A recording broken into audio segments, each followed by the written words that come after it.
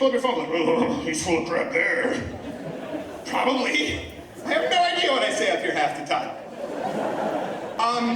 And that's what Generation Z, and they're very pro-gun, pro-free speech. So I actually have a lot of hope for Generation Z. I see far more people who are willing to listen and engage in a conversation, because once you cut through the white noise of all the terrible crap being said on social media, we have the younger people are always the ones who come up at Change My Mind and actually want to talk about it. It's the millennials, people in that gap who are like, you're a rapist!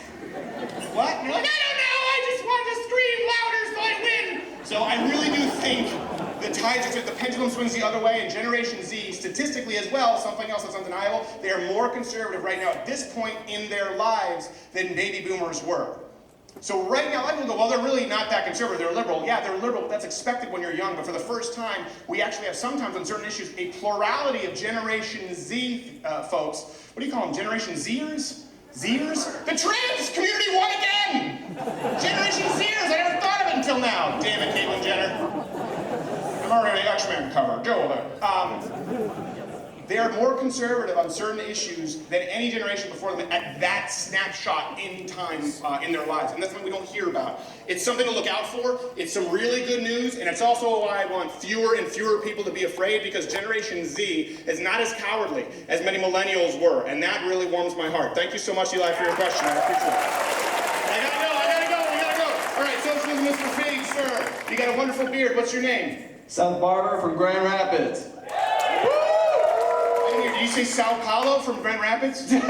What's your name? No, Seth Barber. Seth Barber. Oh, you give me a last name. All right, we're very formal. Okay. Well, quite. No, Sao Paulo was on my mind because I was just talking with Owen Benjamin backstage about Snake Island. Anyone remember that Snake Island? Yeah. That's a great, yes, just bomb it. It's off the coast of Sao Paulo. It's like 8 square meters, every single square meter, there's like 8 snakes. They have flying snakes. They have snakes that hunt in packs. These snakes only exist on Snake Island. Like, why can't we hunt them? Well, it might disrupt the ecosystem. Do you mean the ecosystem of only Snake Island? Nuke it, for crying out loud. Okay, yes, go ahead, Mr. Sao Paulo. Well, this question was straight from my wife. And it's personal one, so you don't have to answer if you don't want to. All right. Well, that's a little weird. You're asking your wife's personal question, so do me a favor. Do me a favor. Ask it as a woman.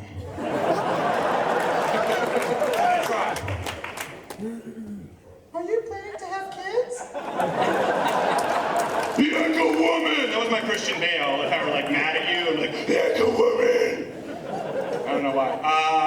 Yeah, of course, at some point, but is that the only question from your wife? Well, that was the only question that she wanted to know. Yeah, well, listen, it's a loaded gun. I gotta be careful with this thing, right? I gotta pick my spots wisely. Especially after this, my wife is visiting Michigan too. She got family here. I'm gonna walk back in these assless chaps and ranger panties. And if I don't want kids right away, I'd be like, whoa! Let's take it back a notch. Yeah, it's a personal question. I can't necessarily answer all the personal questions, but I'll tell you this. I don't like kids. I know I'll like my kids. Like I was like, man, Dad, I'm really scared. I always thought I was gonna want kids. And like kids are just really annoying and sticky. And he's like, I didn't like kids at all. And then I liked you. I'm like, oh, okay, all right. So, no, I like some kids, actually. Johnny Boy, who's a producer of mine, his daughter is just adorable. Yeah, she's great. Yeah, but she's very, very aggressive for a young girl. She's 3, and she asked me to marry her. And I was like, oh, that's cute. That's pretty cute. Okay, we don't need to do that. And she's like, now.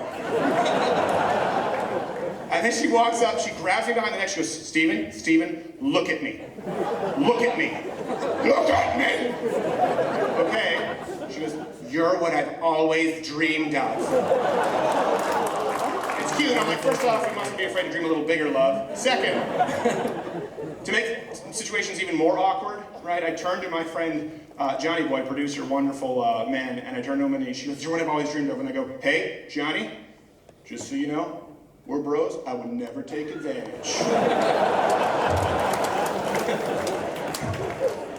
After he peed himself laughing, he had me hauled out in cuffs. So, yeah, eventually. But tell your wife thank you for bringing the mug, yeah. Can I just send her a message real quick? To your wife? Yeah. All right. Hey, honey, I love you. And for the phone number that you put on my mug, thank you. The first 3 digits is mine, but the last 4 are yours.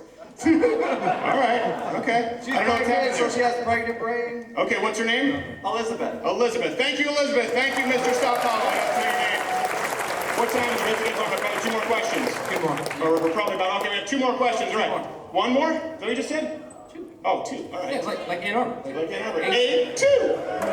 Let's hear them, Ann Arbor. All right. That was 2. All right, stop yelling, stop yelling. All right, who thinks they have a really, really good question? The guy up front didn't even raise his hand. He's like, I don't want this kind of heat. All right, we're gonna go 2 more. Okay, since you were here, what's your name, sir? Trevor. Nice to meet you, Trevor. Okay. What is your question, Trevor? By the way, what's your name, sweetheart, with the full featherhead Indian native outfit here? What's Elizabeth? Oh, it says Elizabeth Warren on your shirts. Okay, so that's your costume. But what's your real name? Izzy. Okay, so you just decided you wanted to walk through this campus right now and piss everybody off on your way to the show tonight? Good for you. Good for you. Him too. Let's all be a little bit more like Izzy and that guy. But I'm pretty sure she's cute. He's just a racist. Don't be like that guy. He's the one sending clocks with "Get Her Done" stickers that look remarkably like ISIS flags. I don't know. Stop asking questions. All right. So you mentioned that the movie The Edge starring Anthony Hopkins. Yes, The Edge! My favorite film. If you have not seen it, The Edge, with Anthony Hopkins, Alec Baldwin. It is the single most conservative film ever made. And by the way, the guy who created it, David Mamet, Glengarry Glen Ross, is one of the most prolific playwrights ever. He wrote in the New York Times or Washington Post an article, "Why I'm No Longer a Brain Dead Liberal." He wrote The Edge before he wrote that article. It's proof positive of someone who's a conservative and doesn't know it yet. If you have not seen The Edge, please go rent it. It's unbelievable. It is the perfect motion picture except for one scene where the green screen is kind of obvious with this grizzly bear and you're like, shit, it would have been perfect. So it's like a 9.9, but yes, The Edge. Sorry, if we talk about Snake Island or The Edge, I'm gonna get jacked. Understandable. So in the movie, Anthony Hopkins plays a rich, powerful man, and Charles. yes, and he's very helpful to the people in the movie. And, Yeah. I was wondering why you think in the real world people on the left would vilify someone like that with money, power, even though he's helping people. Right. You mean not named Soros? Okay.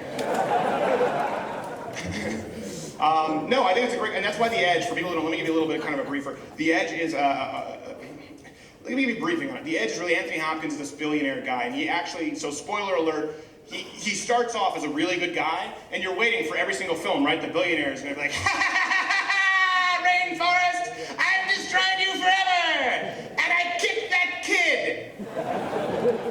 The Edge is one of the very few films where the billionaire actually is a good guy who saves bad people, who saves some people who are selfish. Here's one thing, this is a big, I think, a defining difference between the right and the left. Okay, we talk about this with identity politics. We think it applies only to race, mustard, and ketchup, but it applies to classes too.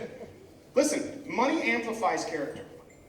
If you're a terrible person, you're going to be a terrible person with money. If you're a good person, you're going to be a good person with money.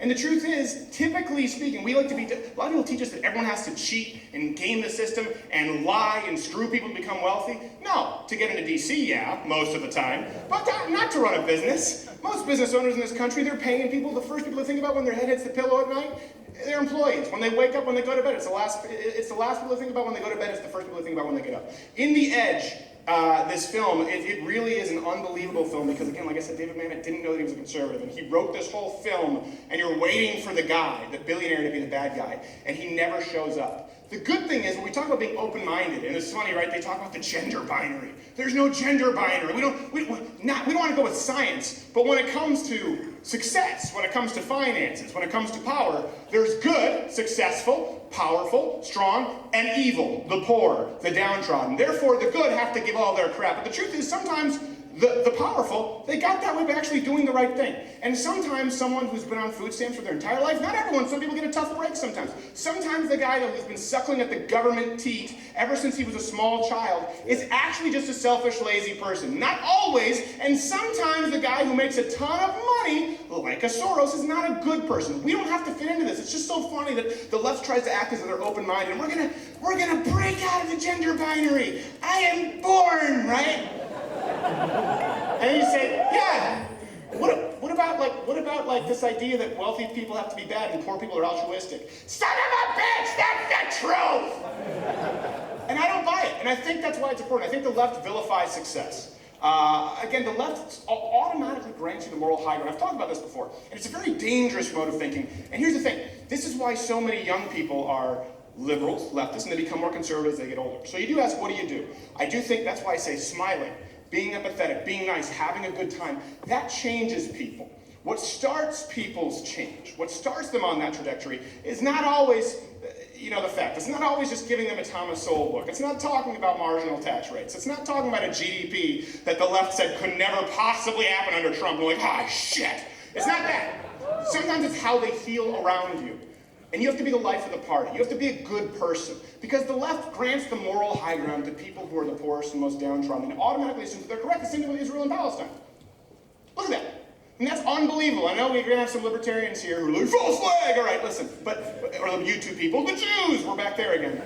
But if you look at Israel and Palestine, you look at some people who tunnel underneath towns to target women and children, and then they defend themselves by hiding in grade schools and mosques, again, around women and children. And Israel builds up an entire, basically a force field to defend who now? Who now? Who now? Their women and children.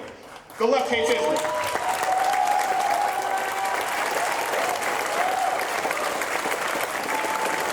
Look at the charitable. It's statistically undeniable. The wealthy people in this country, particularly conservative Christians, they tend to give the most to charity. It's not even close. There's a book, I think it was by David Brooks, Who Really Cares? I think the book, and it talks about this. The single biggest determining factor is their faith and then their political affiliation. And then particularly level of income. Middle-income people don't give as much as upper-middle-income people, and not as much as wealthy people. And poor people give less than wealthy people. Now, I know you're saying, well, that's just because they're poor, they don't have as much to give as a percentage of their income. That doesn't mean that all poor people are bad. It just means that we shouldn't grant them automatically the moral high ground, and that's why you see the left today. It's a prime example. The Edge is such a shocker. You watch it, like, oh my God, I thought billionaires were always bad. Why? Because the left is trying to sell you that the guy, the Antifa guy, dragging an old man from a car and punching him in his face, who's on the way to work, to build the crap that guy punching him in the face probably wants to be stolen from him at gunpoint by the federal government. They want you to side with that guy. Why? Because he's wearing a ripped up hoodie. So he must have the moral high ground. Don't buy it. It's easy to fall into this trap because most people are empathetic. They're sympathetic. They look at people who need a leg up and you say, oh my gosh, you know what, this guy needs, I feel for this guy, and you want to help them. And the left tells you, well, that's because they were screwed by somebody just like you or someone who's wealthy. It's not true. There are good people who are wealthy and powerful, and there are bad people who are poor and weak. There are good people who are strong, and there are that's actually one thing I actually just misspoke. There are no bad people who are strong.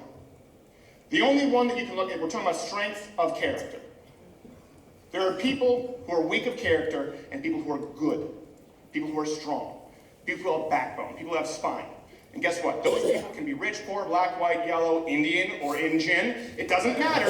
They span the spectrum. But the left wants you to think it exists in a binary. Hey, there's that word again. It doesn't. So I think that's why that film is probably one of my favorites. It's shocking to watch. Go watch The Edge and read more David Mamet. All right, last question. I know a few people said they have really good questions. Get a good one. One second here. I think you're looking to just make some. All right, okay. Let's see. I'm pro-life. Change my mind. All right, hat shirt. Then we have to get going. All right, what's your name, sir? My name is Matt. What? Oh, but because you dress like a terrorist, I have to answer you? Because what? Oh, he disagrees. All right, well, sorry, you should have gotten up sooner. I disagree with your 40-yard dash. All right. Yeah, let's go. My name is Matt, Mr. Carter. I wanted to, first off, I wanted to thank you. I wouldn't have ever watched the Gosnell movie if you hadn't, promoted it on your show. Yeah. That was really great. So,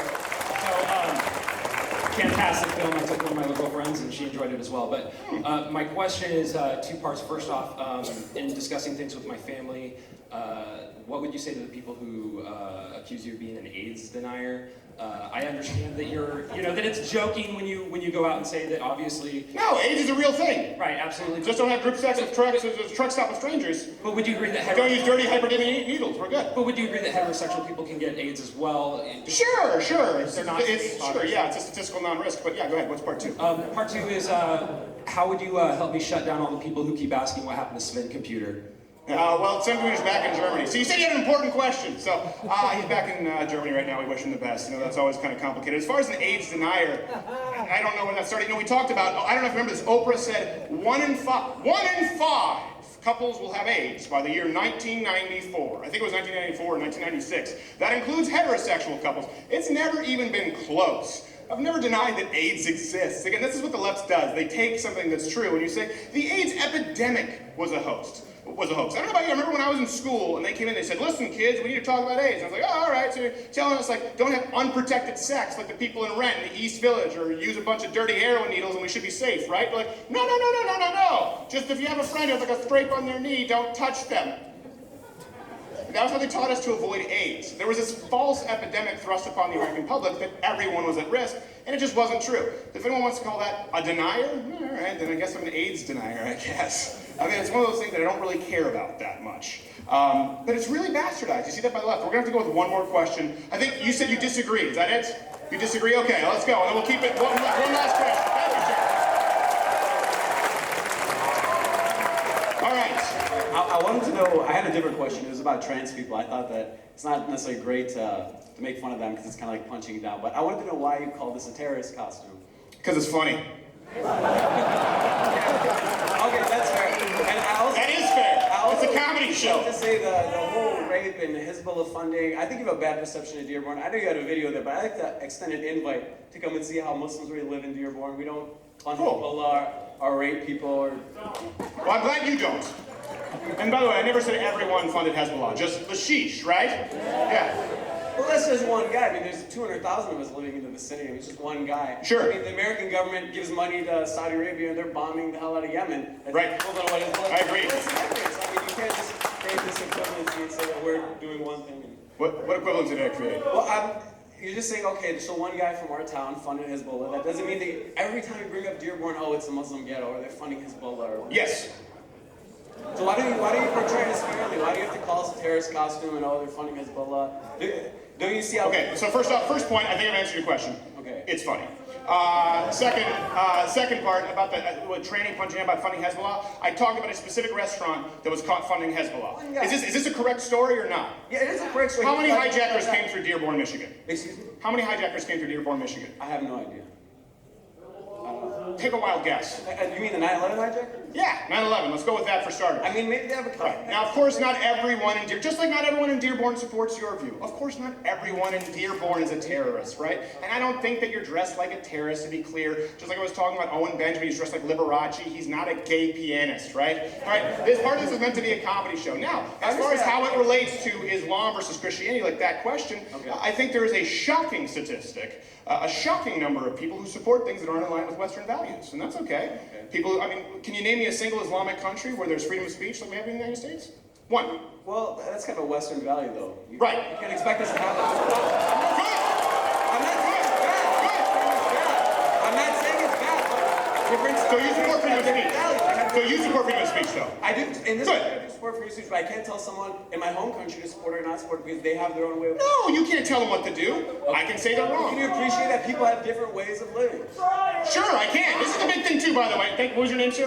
Muhammad Ali. Muhammad Ali? Is that actually your name? Muhammad Ali? Is that really your name? Okay, Muhammad Ali. Thank you for your question, Muhammad Ali. I appreciate it. Thank you, Muhammad Ali. Thank you.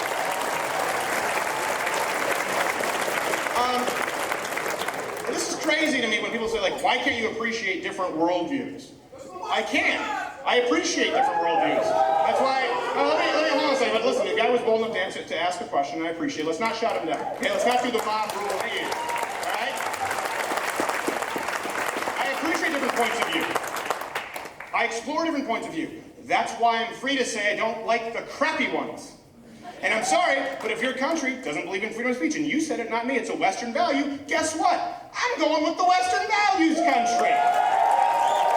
If there's a country, that's okay, that's enough, your question's done. If there's a country that says, all right, a woman needs X amount of witnesses to prove a rape, and right here we're putting Kavanaugh on trial because Christy Ford said something might have happened sometime, some space of, I have no idea where, when, how, who, and the people who she said who said, I wasn't there, that's completely full of crap. If we're gonna bitch about that, but then talk about countries where people get off with rape completely scot-free, I go, I'm with the Western values country. If there are countries where there's death for apostasy, I don't care whether it's Islam, whether it's Christianity, or they're burning churches in record numbers, and there are people saying, hey, you know what, I think that's wrong, I'm with the Western values country.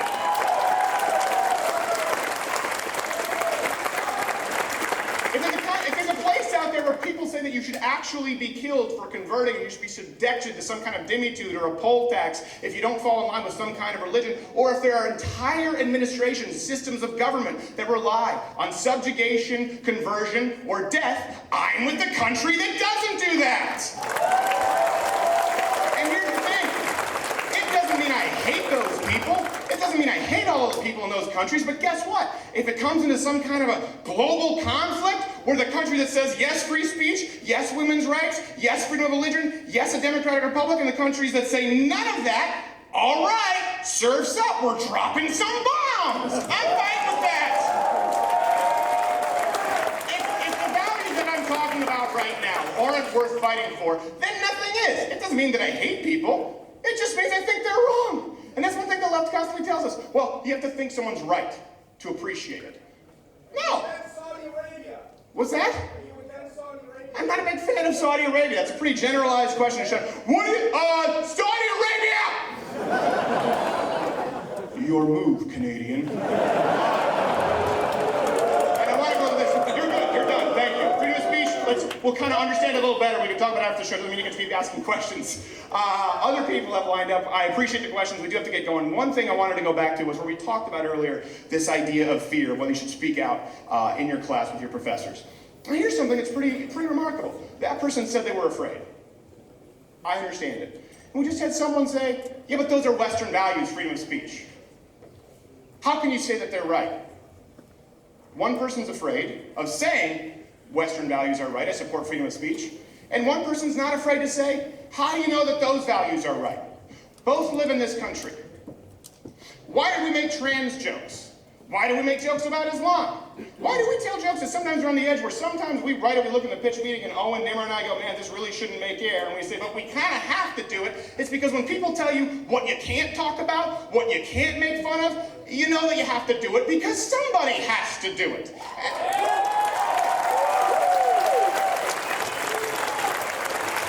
And here's something else I want to talk to you about. You know, Jordan Peterson talks about telling the truth a lot, or at least not lying. And I've talked about this a lot too, telling the truth, particularly not lying to yourself. Why? Because the lies you tell yourself will eat away at your soul for the rest of your life. You cannot look yourself in the mirror, lie to yourself, and have respect for yourself as a human being, and you can't even hope to change hearts or minds. But there's something else that's really important with truth, and to the man, I think it was Evan who asked with his cape. And it's happened recently. I was actually visiting northern Michigan on a long weekend, and there's a lady, a friend of our family, her husband died. And we said, listen, how are you doing? And you know what she said? You know what? It's been really hard. It's been really hard. The furnace went out, and I just kind of feel like I can't handle one more thing. And we said, listen, you know what? I know you feel that way. I can't imagine what you're going through. I can only try to imagine, but you probably can't. You probably can't handle one more thing. And she said, wow, thanks. That's what I needed to hear. It sounds silly. There was someone else who had just recently gotten married. We love this person. She's a server, and she's always very nice, very friendly. We said, hey, how's it going? Hey, you just got married. And she said, you know what, honestly, it's kind of been tough. It's been a tough first year. You know what I said? My wife and I said, the first year of marriage is always the toughest. And I've written about that. I've written about abstinence until marriage. I know, we were like, what, you just did the Trinity named Sue joke. Yeah, I was abstinent until I was married, so still kind of a traditionalist Christian here. And we're always taught this idea that there's this honeymoon phase where marriage is easy the first year. No, again, if you understand that you're flawed, two very flawed, imperfect people joining in unity, the first year is hard. And I said this to this woman, and so to my wife, I said, yeah, listen, it gets easier. See a counselor. It helps. You're two people who lived very different lives, and now you're joining them. Of course, you have a certain way you do the dishes. Let alone how you make your bed. Let alone how you view the world. People are going to see it differently. Marriage is hard the first year. And she said, you know what?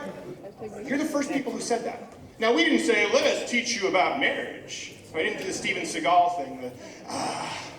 I've been married 4 times. And all my wives say, you're amazing. You know, it's not like, Steven Seagal, didn't you poop your pants once? That's a lie. We just said, marriage is really hard. We fought like cats and dogs the first year, and it helped her. We just said, listen, I know it's really hard. It's really hard. Marriage is hard. It's hard when you lose a spouse. Sometimes just speaking the truth, it's not about how it helps yourself. It's about everyone around you. That's the huge thing. When we talk about right or wrong, left or right, black or white, Indian or Injun, right? there's one through line, and I hope you get this in the show, and obviously we do satire, and sometimes we go a little bit too far. There's one through line that matters above all else, and it's truth. It is truth, and it's not only because truth, we've heard about that truth will set you free. So often people hear this when we talk about truth. And they talk about speaking truth to power, and they're talking about themselves. They're talking about, well, I need to be truthful because that's better for me in the long run because no one's that good of a liar, right? We hear that all the time. You better tell the truth because no one's that good of a liar. But how often do we hear people talk about how you telling the truth, and not your truth, but living the truth and telling the truth helps everybody around you. And if you want to know why that is, you doubt that for a second, and you talk about how you're afraid to speak out in class, you talk about how you're maybe afraid to speak out in the entertainment industry, well, guess what? There are a lot of other people out there like you who aren't necessarily telling the truth because they're afraid. And wouldn't it be great if every time you walked into a room, whether it's a classroom, whether it's a business meeting, you were actually aware of the fact that that sampling represented the general populace, and it was like the roar that you hear here. Because the truth doesn't just set you free, it helps every single person around you. And right now, today in 2018, it is not something that I recommend. It is absolutely your civic duty to speak the truth as often